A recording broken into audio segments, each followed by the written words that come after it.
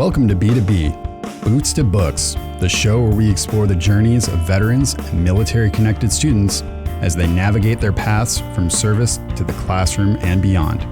I'm Dustin Abrego. And I'm Jakob, your host. Each week, we will dive into powerful stories of resilience, determination, and success. Whether you're a veteran yourself, a military family member, or simply inspired by the strength of those who serve, you're in the right place. Let's turn the page and start this incredible journey together.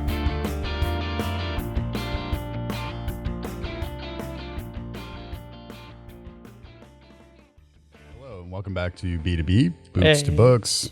How's it going? Good. How are you, Kyle? Doing pretty good.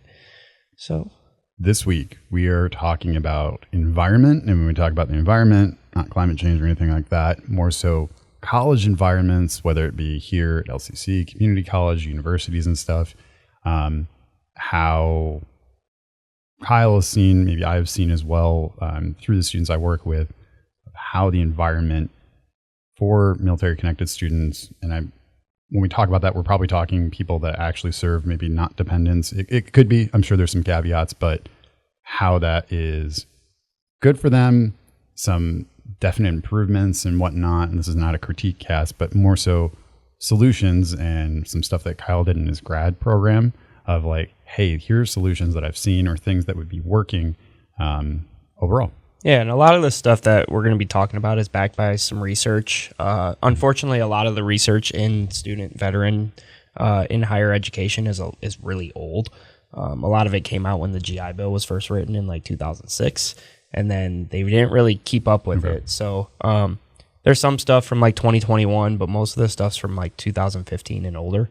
So when people, like when we were when I was in high school. Right. So you said 2006. So like, is the research older because the focus after like Iraq war type stuff type deal, or I would assume so, and okay. I don't think there's too many organizations out there focusing solely on military connected students as a research focus. Okay. I know Student Veterans of America is out there trying, but they've had so much turnover in their research department in the last couple of years. They used to do a yearly report on post 9/11 users. Okay. And it would include, it was like a 100-page report that included statistics on graduation rate and mental health resources and mental health problems. It was a very detailed report, but I don't think they've put one out since like 2020. Okay.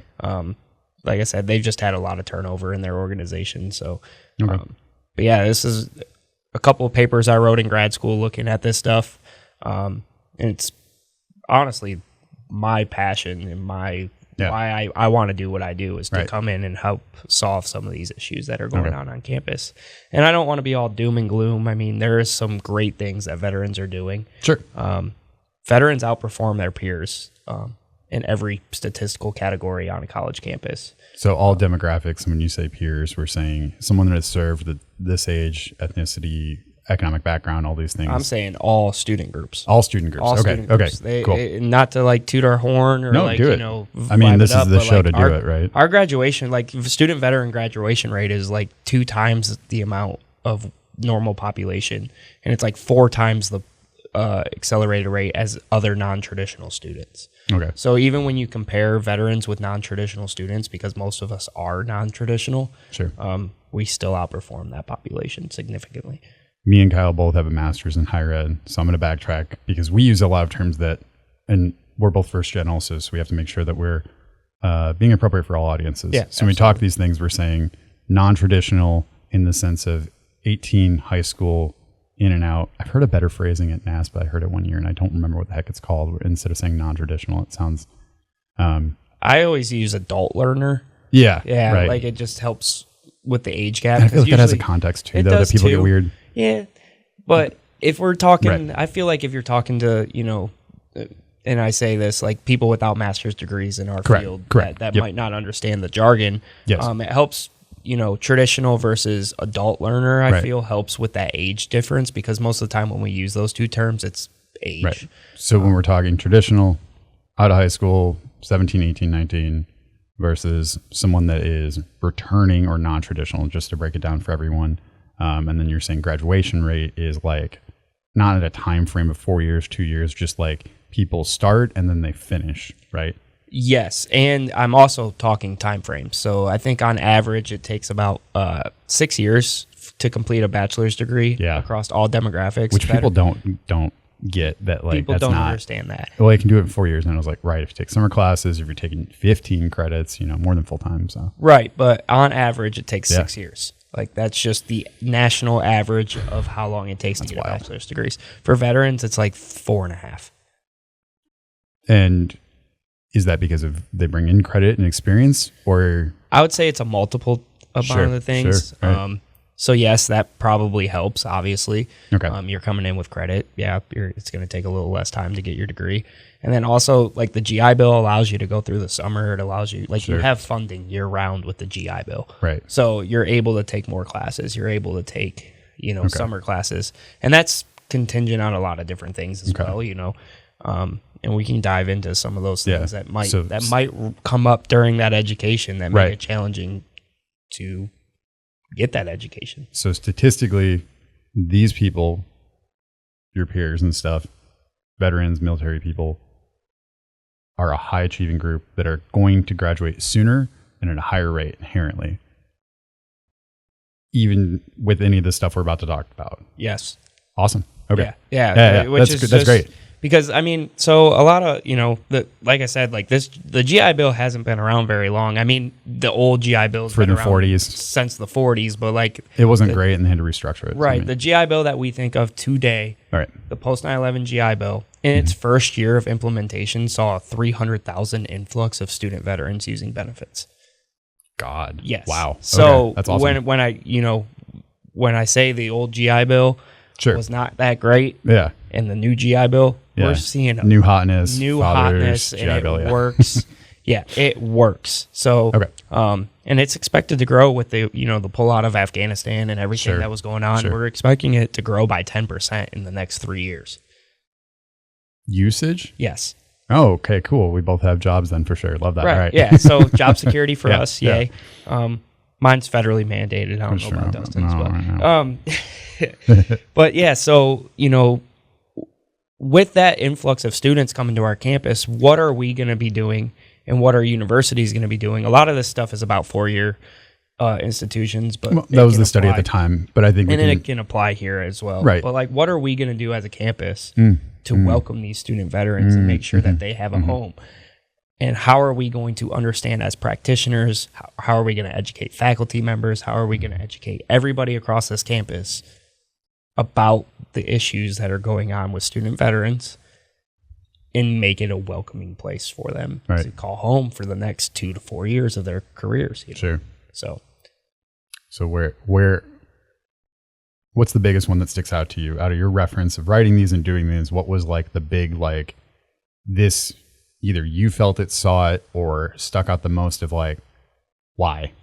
What is the glaring obvious thing is the stigmas that civilians have about veterans. So it's people that they openly will report saying, hey, this is how I feel about this, or is it veterans saying, I felt that this was occurring? It's a little bit of both. It's a little bit of both. Cool. So, there's some reports out there about people's concepts and ideas of what a veteran is and what a combat veteran is versus what a non-combat veteran is. Sure. And veterans know that when they come out. We can see it. In the microaggressions that veterans face, especially on college campuses in classes, are huge. Like there's one report in this environment analysis that I did where veterans are talking about some of the microaggressions that they face, and they're like, "Have you ever killed anybody?" Oh, they get asked that. Okay. Straight up by professors, peers, by. I didn't do the research, but man, I would call that an overt aggression, not even like a. Like you don't ask that. Like if we work together and I asked you like, or if I'm interviewing, I don't ask like any identity-based things, right? I'm not asking your age, weight, height, any of those things. Like that's wild. It really is, and it just shows the disconnect that people have. Like, I mean, it's a legitimate question. Don't get me wrong. If you want to know, but it's also like, come on, dude. Like, that's not a little triggering to someone that might have PTSD. Like, that just makes. Sorry, I'm just having. it makes me feel gross. It makes me feel gross too. I've been asked that question multiple times, and I'm like, I never even at school to a by peers mainly, or what was the research? And I don't want to mix your experience and your my personal experience with some of these microaggressions is I have been asked if I've killed people in a history class where we're talking about the Vietnam War. I was sitting in a classroom with someone while we were talking about the Vietnam War, call American troops and soldiers America's terrorists. Yeah, so that's just my personal experience, and there's research to back this kind of stuff up. Sure. So a lot of that's coming, and you know, professors and faculty don't know how to handle that situation. So you're kind of left to fend for yourself. So as a student and a veteran, you know, you're kind of just left there. So a lot of times things go unsaid, and we just allow those microaggressions to occur, and then that just discourages us from coming to campus even more. That just, you know, we talked about it in a couple of episodes where we're just we come to campus, we go to class, and we leave. And it's things like that that add to that and make us want to stay away from campus. Well, and breaking, because as a previous episode where we interviewed India, one of our work study students, that breaking that habit that this is not just like you're not in anymore, and it's not you go in, you go home, you go in, you go home, that's it. And if also feels uncomfortable, it's not going to motivate you to want to be engaged if it's the question you're being asked about that is immediately, hey, you had what's the most probably challenging or difficult or jarring experience of your life? Yeah. Can you tell me that? It's like, bro, you don't know my name. I don't. Yeah, like, hold on. You just heard that I served. Like, you don't know anything else about me. We just played a name game in class, and my ice cream flavor. Now you're asking about this super intimate detail about my no. Yeah, and I think this could also go. A lot of first generation students also face this microaggression of like, oh, you're actually really smart, or oh, like there's just like little things like that I think are just deterring for not only veterans, but also first generation students as a whole. And most student veterans are first generation college students. So they're coming to this campus with all this life experience and then kind of getting ate up in class. And yeah, a lot of the faculty, and like I said, the faculty members don't know how to handle this stuff. So part of the solutions for this, most colleges that have an office like ours offer some sort of like veteran friendly training to faculty and staff. And we're talking about revamping ours and how to make it better. So yeah, like that's why offices like ours, I think, play a pivotal role in the environment of college campus, not only for students, but for faculty and staff. Like, it's our job to educate the faculty and staff about the issues, about the success rates of our students and about the positives of our students, to kind of destigmatize all these things.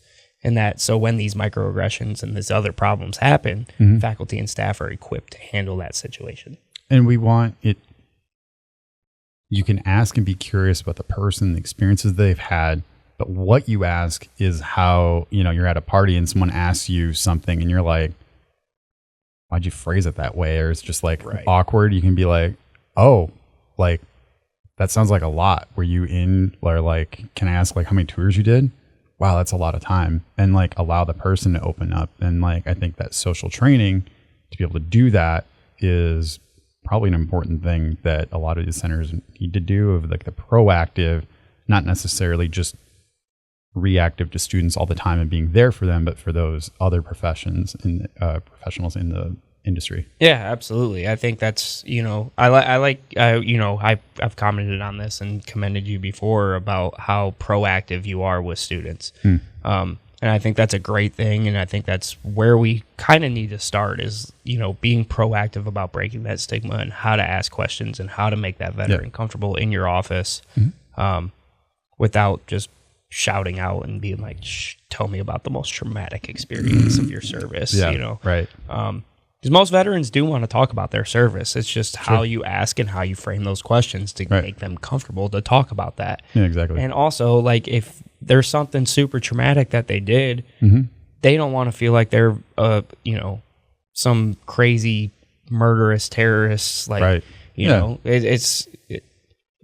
like some veterans have done some terrible things, like, but that's not because they're terrible things. It's because they had a job to do to go in and you can humanize the person without making it a political stance on whether or not you were supporting things. Exactly. And you can treat the person in front of you like a human being with what's going on in the aspect of what you're doing professionally or if you're in class and other stuff. Exactly. If a veteran opens up to you about something traumatic and something that they did, they don't want to hear your political opinion around whether you support that action or not. Right. They want to, they feel comfortable enough sharing that with you.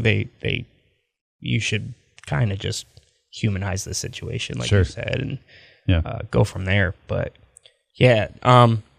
another thing, speaking about like, student clubs or student organizations or offices like ours, in a study in 2015, only 32% of institutions with service or family student or services for family students. Sorry, I'm blanking. Only 32% of institutions with services for military students offered clubs or student organizations. That's as of 2015. It's grown a little bit.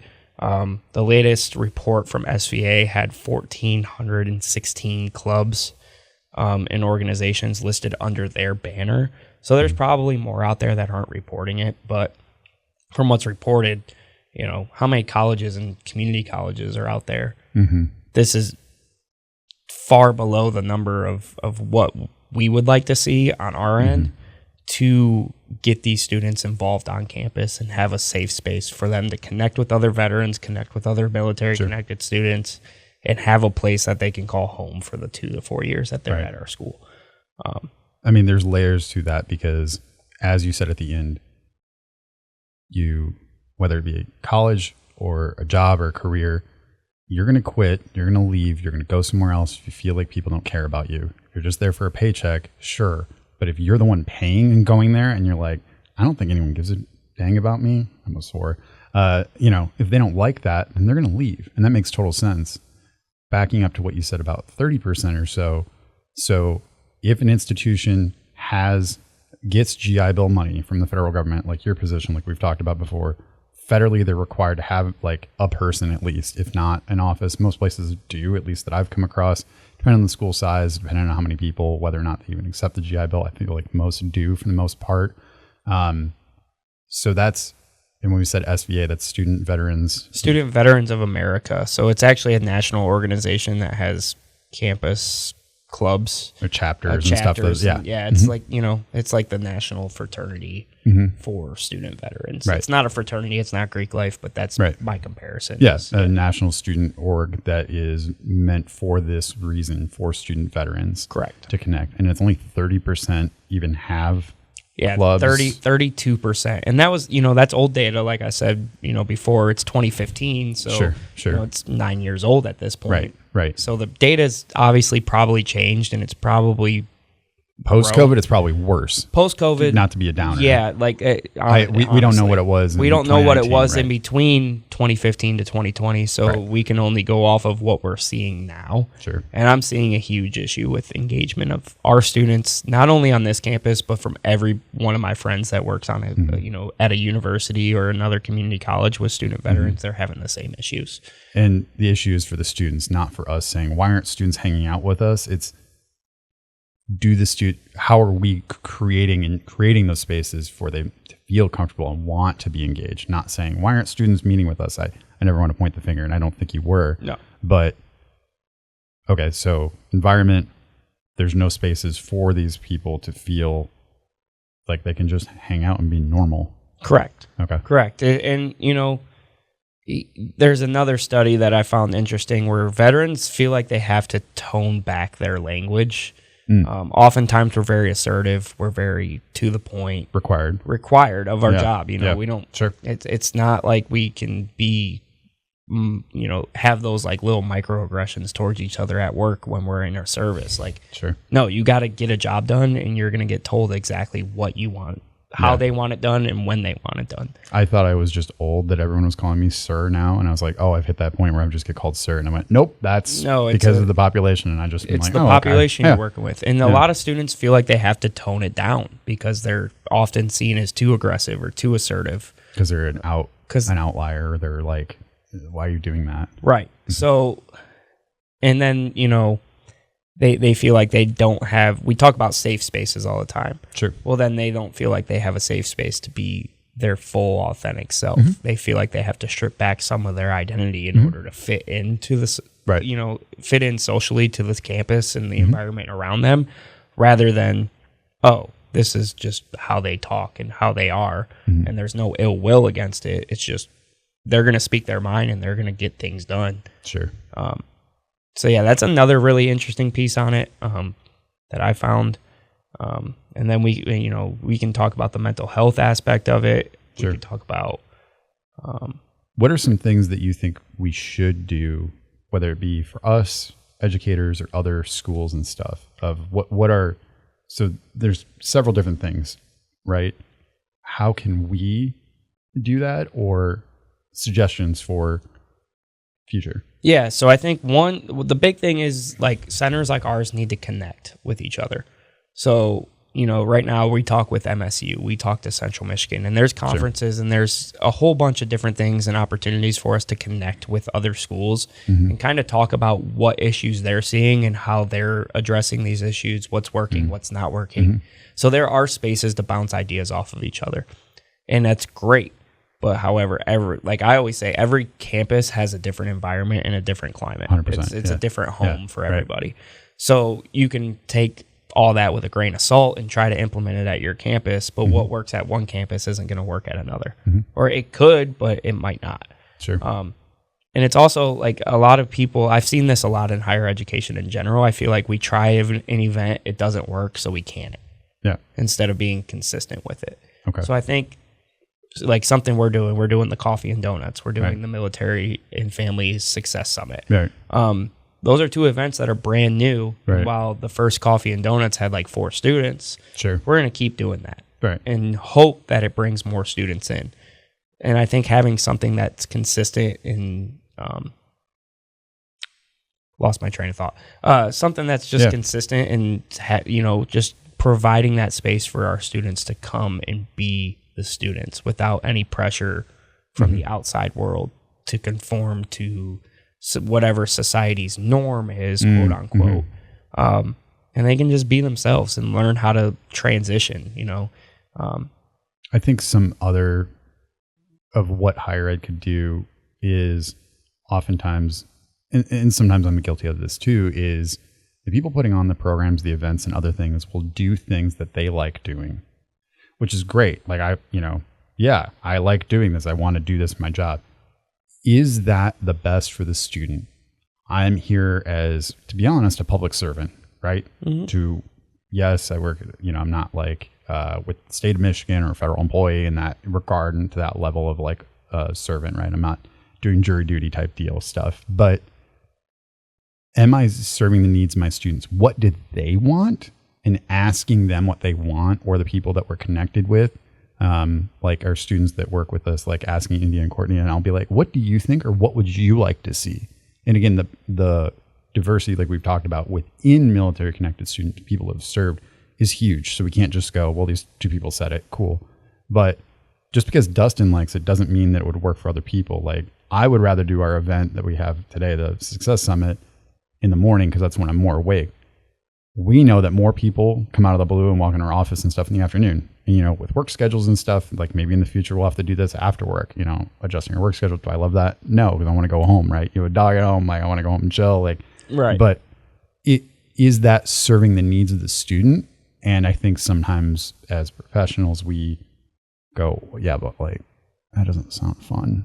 Right. So I don't want to do it. But the whole purpose is for them, not for you to have fun. It's for the students to have fun. Yep. Which is hard. It is hard. It's, you want to have fun at work too. You want to be able to enjoy it. But I think I get joy from seeing my students succeed and have fun and be inclusive. So even if it's an event that I necessarily wouldn't do, it's still cool to see students connect and build that community with each other. So that's what brings me joy in this work.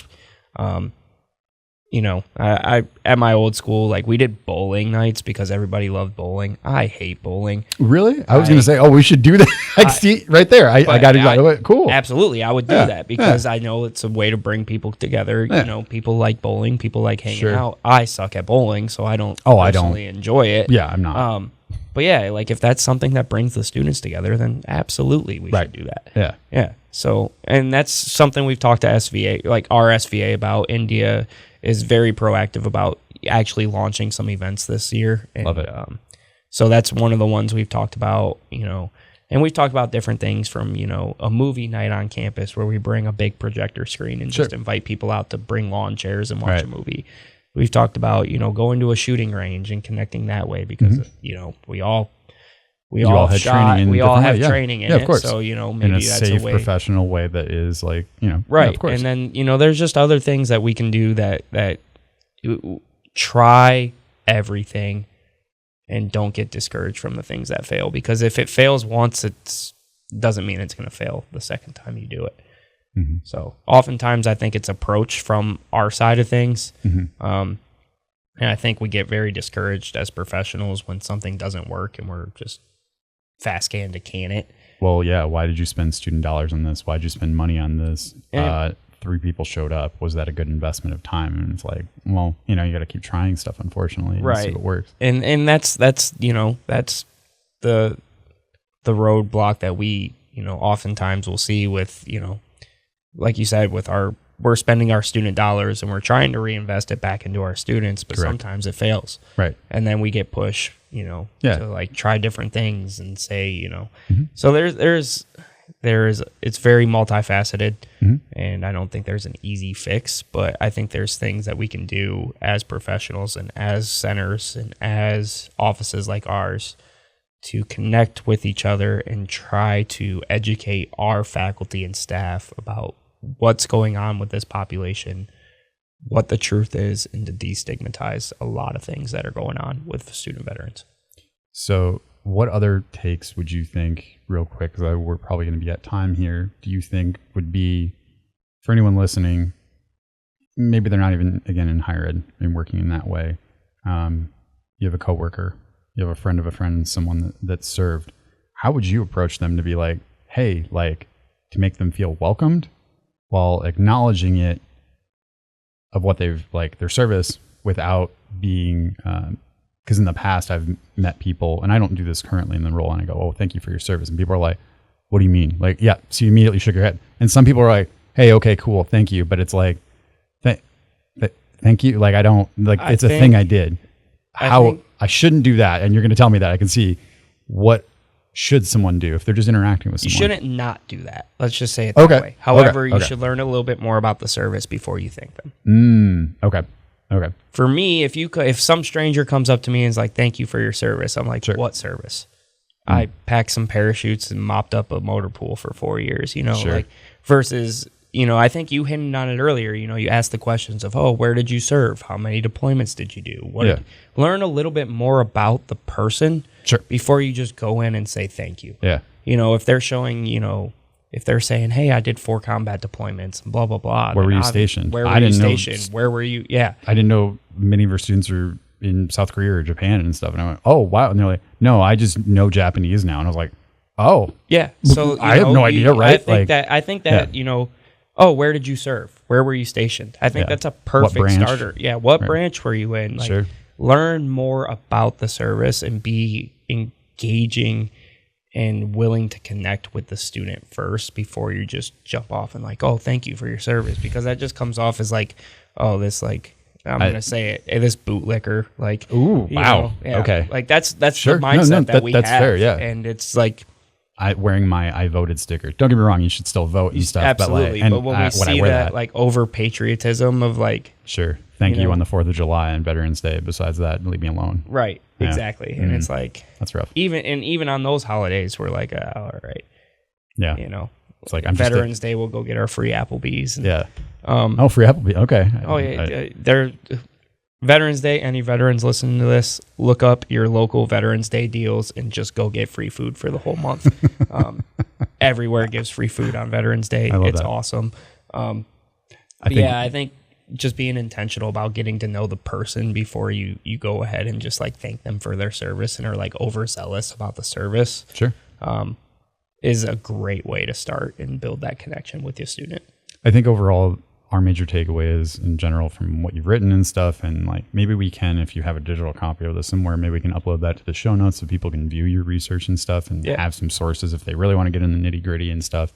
I don't know if you want to put a paper out there to be public. I mean, you already got the grade for it. I got the grade for it. I just have to talk to my like partners about it, but sure. I don't think they would have any problem with that. So treat people like people, respect what they've done, but that identity doesn't define them, and understand that sometimes people might say, well, it wasn't, I don't view that as that big of a deal, like you said, even though, as you said previous, service is anyone, regardless if you were deployed, active combat, any of those things. Right. But it's up to the interpretation of the person, just treating them like a normal person and saying like, hey, like, what was this like? And making sure that we as professionals can help bring other people into the fold of treat them like a normal person. That isn't their only identity. It definitely shaped them, right? Absolutely. And it might still be a big part of their identity if their family's still in it, you know, if they have kids serving, other things like that. But they're just a normal person. It's just a part of who they are. Yeah, and how that shows up, you know, how someone's service shows up is completely different. You know, we talked about, you know, you got the veteran with the Punisher sticker that wants to only talk about everything they did in the service, and then you have people that want nothing to do with it. It shaped them. It you know, they earn their benefits and they're here to use those benefits, and they just want to move on. Right. So yeah, I think, you know, treating people like human, you'll find out how that service wants to be talked about, and you're able to build that connection and move forward in that positive connection. Awesome. So maybe we'll have a deals podcast in the future, because I want to hear about all the deals. I only think about the things that I get for free on my birthday right now on all the other stuff. Yeah. I help out a bunch of people. It's not a horrible idea there. So, right. Yeah. Awesome. Well, thanks for joining in. We will talk to you all later. Have a good one.